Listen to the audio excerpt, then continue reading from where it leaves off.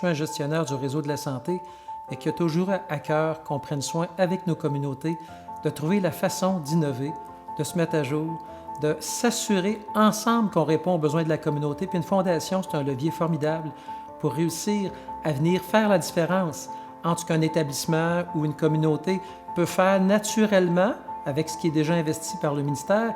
mais ça fait toute une différence quand tu as un petit coup de pouce pour aller faire la différence sur des équipements, des modalités, donner de la souplesse puis de l'habileté ou de la capacité aux équipes terrain pour aller chercher du monde ou donner des services qu'on ne donnerait pas autrement. Et je suis très impressionné par la concentration des membres au CA de la Fondation, de gens de différentes provenances qui connaissent leur communauté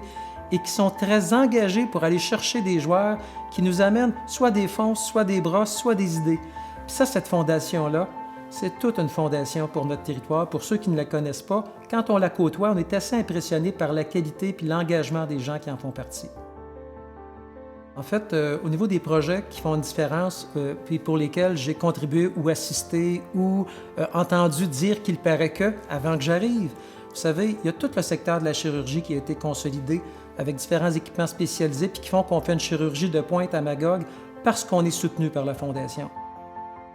Mais il y a aussi des projets dans la communauté qui, pour moi, ont été très importants et je peux dire qu'en ayant une fondation qui investit tant dans l'hôpital que dans la communauté, bien, on va rejoindre des populations un peu plus éloignées des villes-centres de façon régulière. Puis il y a notamment des bus, un bus notamment récemment qui s'appelle l'Unité mobile d'intervention communautaire, qui est particulièrement impressionnant comme projet. Mais il y a aussi d'autres projets soutenus à la banque alimentaire, l'achat de frigo pour consolider la capacité de garder et de conserver du matériel, ou encore le financement avec le Centre des femmes de certains logements de transition pour des familles ou des membres d'une communauté qui auraient une difficulté transitoire, puis